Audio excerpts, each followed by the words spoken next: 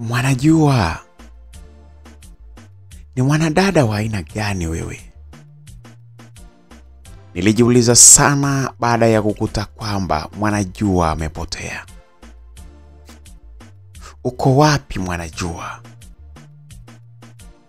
Yumkini ni wale kina dada niliokuwa nikiwasikia kwenye simulizi. Ama wewe ni nani? Unakuja na kupotea kwa mithili ya ajabu ajabu. Uliingia bila kupita njia sahihi na umetoka bila kuonekana. Unanitambulisha wewe ni Mwanajua, lakini sikuelewi mienendo yako hata kidogo. Wewe ni nani? Nilitafakari sana pale wakati nilipokuta kwamba Mwanajua tayari ametoweka. Akili yangu moja kwa moja ilirudi katika kutafuta karatasi aliyoacha Mwanajua jana yake. Ningeipata wapi? Hata pale akili zangu zilikuwa tayari zimeshachoka, kwa sababu hakuna mahali ambapo nilipoweza kutafuta ambapo si kutafuta. Huyu mwanadada wa miujiza huyu, huenda atakuwa alileta ile karatasi na hatimaye aliondoka nayo. Huenda alichukua kwa miujiza kama muujiza aliotumia kutoka hapa ndani. Zilikuwa ni tafakuri zangu ambazo nilizokuwa nikizifikiri sana sana sana. Mwanajua amenipa wakati mgumu sana. Niliendelea na shughuli zangu na hatimaye ulifika muda wa jioni kabisa, muda ambao mimi nilipaswa nitoke ili niweze kurudi nyumbani. Kiukweli siku ile niliishi maisha ambayo nilikuwa nikiogopa sana kila wakati. Lakini nilikuwa nikijifariji kutokana na neno upendo alilolitaja Mwanajua. Mwanajua alisema ananipenda. Kwa hivyo niliamua kuondoa mashaka pale ambapo yalipokuwa yakizidi, kwa sababu niliamini kwamba kama ana upendo na mimi basi hawezi akanidhuru. Tuliagana katika ofisi yetu, muda ambapo mimi sasa nilikuwa naianza safari ya kurudi nyumbani. Wakati nilipokuwa nimepanda gari yangu ambayo niliyokuwa nikitegemea kama usafiri wa kutoka kazini kwangu kwenda nao mpaka nyumbani, kidogo niliona message ambayo iliyoingia kwenye simu yangu. Sikuchukua muda mrefu, haraka sana nilifungua. Ilikuwa inatoka kwa kipenzi changu Veronica Mabele. Nilikuwa nimemsevu my heartbeat, yani mapigo yangu ya moyo. Nilifungua na ghafla nilikutana na maua mazuri ambayo aliyokuwa amenitumia kama ishara ya upendo. Katikati ya maua yale kulikuwa na maandishi ambayo yalikuwa yanaonyesha ni jinsi gani ambavyo Veronica Mabele alikuwa anaitamani siku ya ndoa yetu iweze kufika haraka sana. Niliisoma na mimi nilivutiwa sana na maneno ambayo yalikuwa yameandikwa ndani ya maua yale ambayo yalikuwa yamekuja yakiwa yameambatana na message. Wangu mpenzi wa kila wakati, naitamani sana siku yetu ya ndoa, siku ambayo nitakayokumiliki wewe. Naitamani siku hiyo ifike ili tujiandae kwa ajili ya kupata mtoto wetu mpendwa. Jina lake ungependa tumuite nani? Kumbe bado hata kutungwa tumboni hajatungwa. Basi nafasi ya kumpa jina nitakuachia wewe, kipenzi changu Alfan. Yalikuwa ni moja ya maneno ambayo yaliyokuwa ndani ya message ile iliyotoka kwa mpenzi wangu ambaye tulikuwa tuko mbioni kabisa kufunga ndoa mimi na yeye, Veronica Mabele. Kidogo akili yangu baada ya kusoma message ile nilianza kukumbuka vituko vya mwanadada Mwanajua. Nikajiuliza, hivi kweli Mwanajua anataka aniweke mbali na mpenzi wangu Veronica Mabele? Lakini mbona hata Veronica anaonyesha kama ananipenda zaidi na zaidi? Hata hivyo, kwa nini naweka kipindi cha mashaka tena, na wakati Veronica tumepanga mpaka siku ya ndoa yetu? Mwanajua ni kiumbe cha aina gani? Kinaingia na kutoka bila kueleweka, kinaingiaje wala kinatokaje? Mpaka hapa nilikuwa na 70% kwamba Mwanajua hawezi akawa mwanadamu wa kawaida. Niliendelea kusoma message ambayo iliyokuwa imetumwa na mpenzi wangu Veronica Mabele. Ilikuwa ni message ambayo iliyoambatana na message ya kwanza. Mpenzi wangu Alfan, natamani sana kuipata faragha yako siku hii ya leo. Na hapa nilipo nimejiandaa vizuri kwa ajili ya kuja kukupa kumbatio tamu sana ambalo naamini utalipenda sana. Hakika nimemisi kumbatio lako pia. Kumbatio ambalo linanipaga faraja na kuniondoa kila aina ya mawazo mabaya kama nikiwa ninayafikiri. Alfan, jiandae, leo lazima tuwe wote usiku huu wa leo. Wangu kipenzi, Mahabuba. Ndivyo message ambayo iliyokuwa inatoka kwa mpenzi wangu Veronica Mabele ilivyomalizia. Alituma message ambayo iliyokuwa inaonyesha alama za kiss. Ni midomo ambayo iliyokuwa imependeza sana.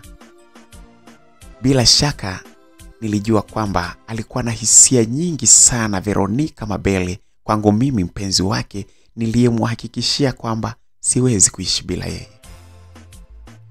Veronica Mabele, mwanamke aliyeumbwa vizuri sana.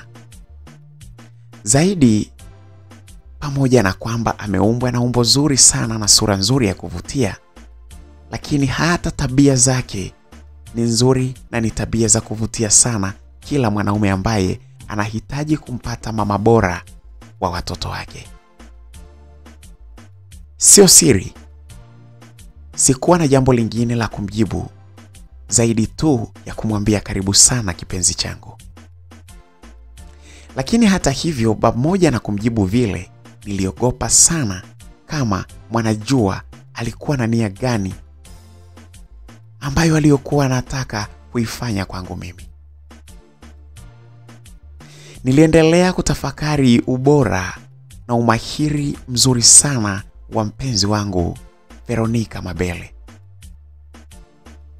Ni huyu binti ambaye ni mtoto wa mwalimu mkuu, ama aitwavyo mkuu wa shule ya sekondari Imbanga, ambayo ni shule maarufu sana mkoani pale.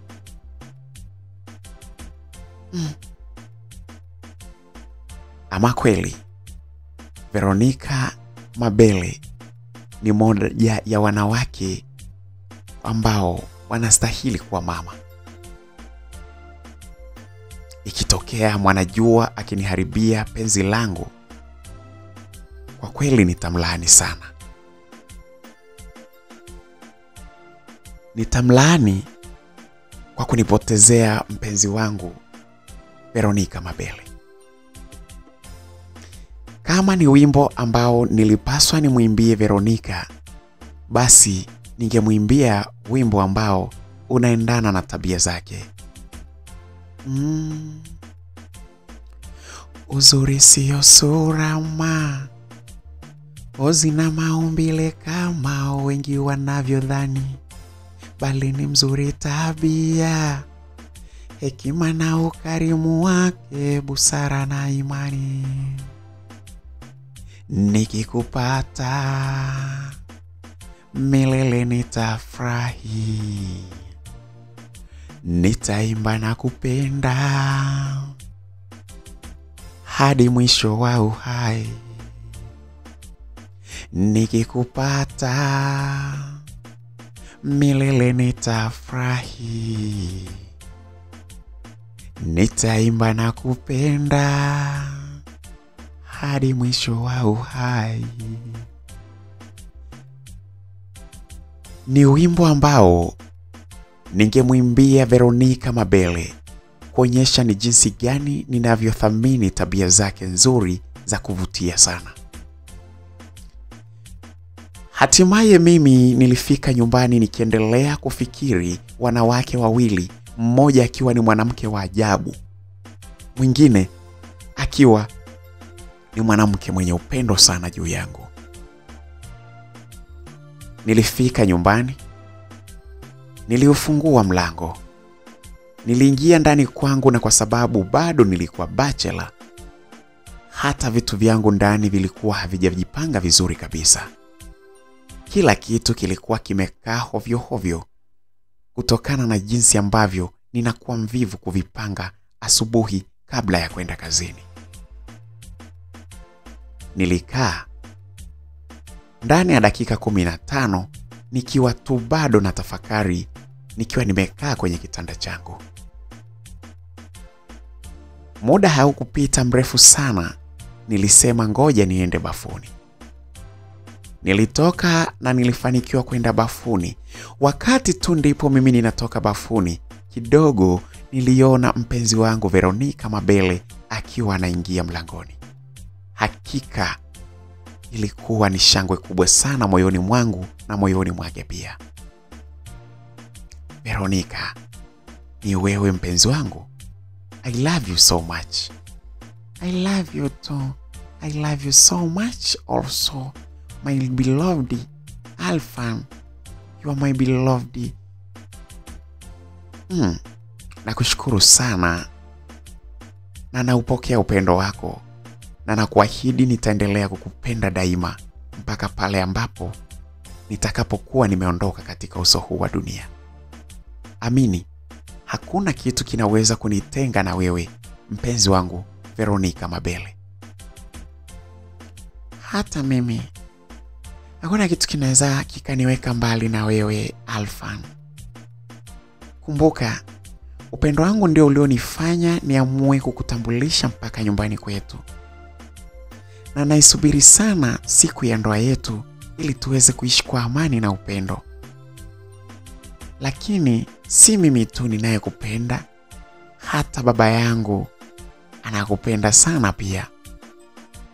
Mama yangu anakupenda pia vile vile. Hata hapa wakati nilipokuwa nakuja huku, alinipa zawadi hii hapa nikuletee. Mpenzi wangu Veronica Mabele alikuwa amenipa bahasha ambayo sikujua ina nini ndani yake.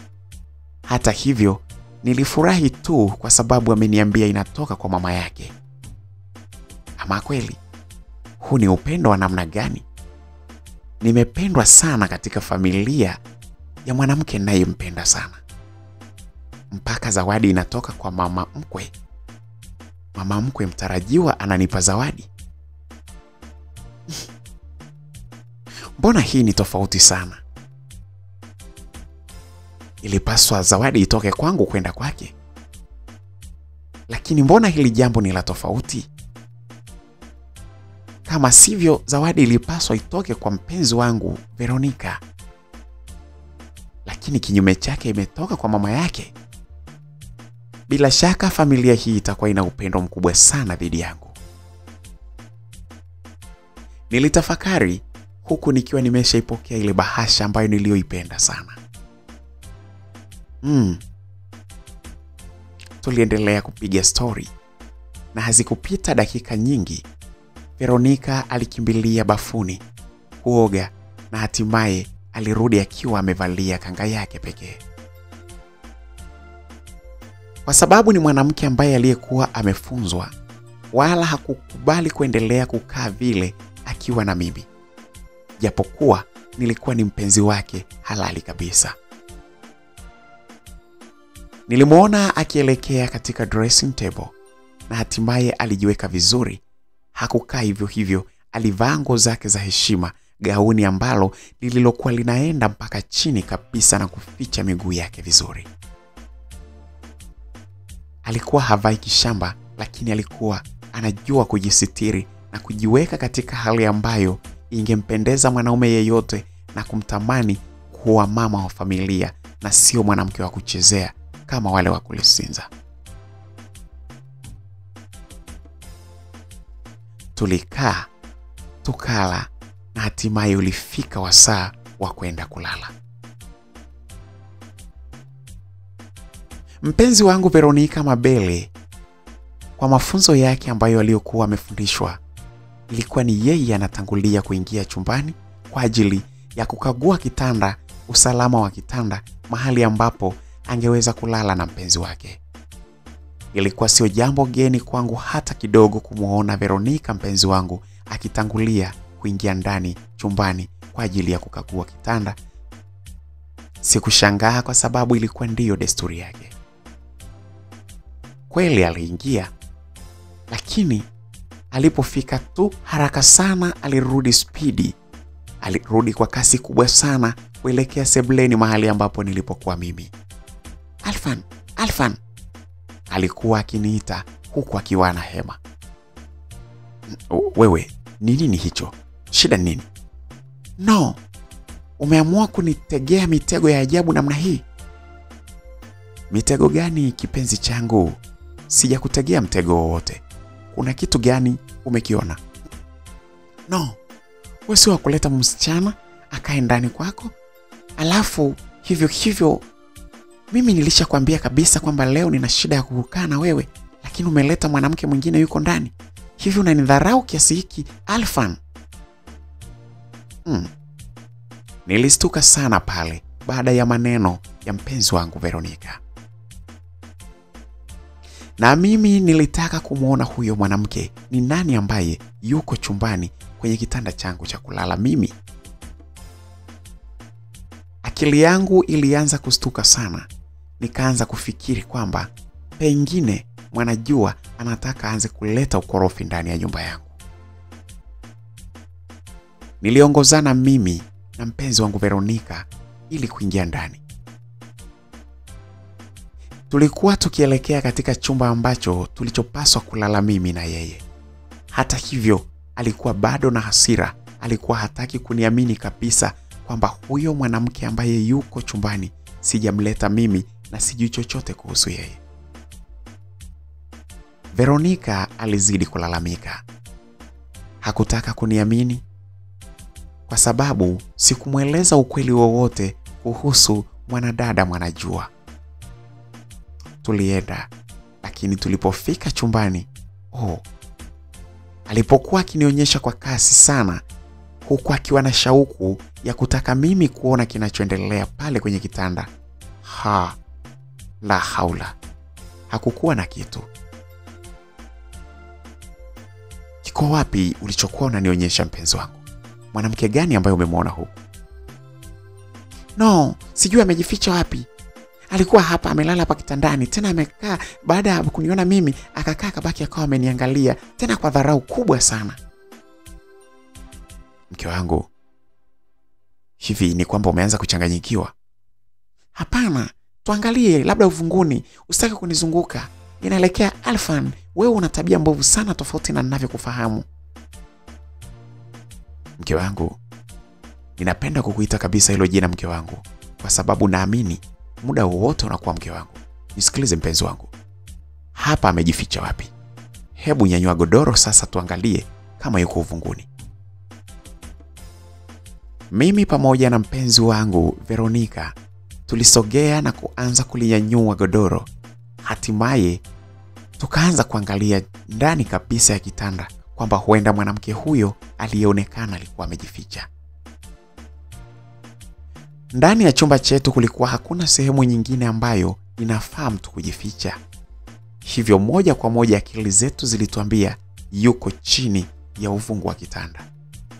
na kwa mithili ya kitanda chetu kilivyokuwa, moja kwa moja ilikuwa ni lazima aingie kwa kupitia kwenye godoro. Tuliliweka pembeni godoro. Tulitafuta lakini hatukuona mtu yeyote chini ya uvungu wa kitanda chetu. Kichwani niliwaza, Mwanajua, unataka nini kwangu Mwanajua? Baada ya kuhakikisha kwamba hakuna kitu chochote wala mtu yeyote tuliyemuona chini ya uvungu wa kitanda kile, mimi na mpenzi wangu Veronica tuliridhia kurudisha godoro katika hali yake ya kawaida. Pale sasa mimi nilimgeukia na kumuuliza, mpenzi wangu Veronica, tangu lini tumeanza kufikia wakati wa kutaniana utani mkubwa kiasi hiki ambao unazua vurugu? No, nisamehe mpenzi wangu, labda pengine nilipitiwa. Upitiwe ndio uje kunigombeza kiasi kile? Hapa ndani hapaonyeshi hata kama kuna mtu yeyote alikuwa humu ndani. Wewe ulimuona nani? Au uliona shuka au mto huu hapa ndio ukaanza kusema ni mwanamke? Au ulikuwa umeota ndoto ya mtu ambaye hajalala? Nisamehe mpenzi wangu, lakini ukweli kabisa niliona mwanamke hapa ndani. Sijui ameenda wapi. Unaamini kwamba ametoka? Hapana, hajatoka, kwa sababu mimi ndio niliyetoka nikamwacha hapa ndani. Kwa sababu mimi nilikuwa ninajua habari ya Mwanajua, sikutaka kumgombeza sana mpenzi wangu Veronica, kwa sababu hata hivyo nilikuwa sitaki kabisa kumuona akiwa ananyong'onyea kwa machungu. Nilijifunga tu kamba mimi binafsi, nikalimezea moyoni mwangu huku nikiendelea kutafakari. Bila shaka alionekana humu ndani ni Mwanajua. Mwanajua, unataka kuifanyaje maisha yangu? Unataka uyafanye nini maisha yangu ya uchumba na mwanadada ninayempenda sana Veronica Mabele?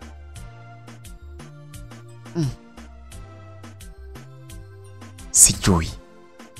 Ngoja tuendelee kulala, pengine tutajua baadaye. Msikilizaji, ndivyo ilivyokuwa. Tuliamua sasa kwamba tupande kitandani kulala ili kuendelea kuweka tafakuri na kukusanya nguvu kwa ajili ya siku ya kesho. Hata hivyo, tulikuwa hatujui ni nini ambacho kingeendelea usiku huo. Kweli, usilolijua ni usiku wa giza. Usilolijua ni usiku wa giza, nasema bora ningemtimua. Ndivyo ilivyokuwa. Halikutokea la kutokea, hakuna aliyekufa, lakini msikilizaji, ni usiku wa Mwanajua. Tukutane katika sehemu ya 3, tuendeleze simulizi yetu hii inayokwenda kwa jina la Mwanajua. Ni ndani ya Habari Mpya G5. Bonyeza neno subscribe ambalo liko chini ya video hii mkono wako wa kulia hapo, ili uweze kupata haya na mengine mengi. Bye bye, endelea kubaki na mimi. Mwanajua. Mwanajua. Mwanajua.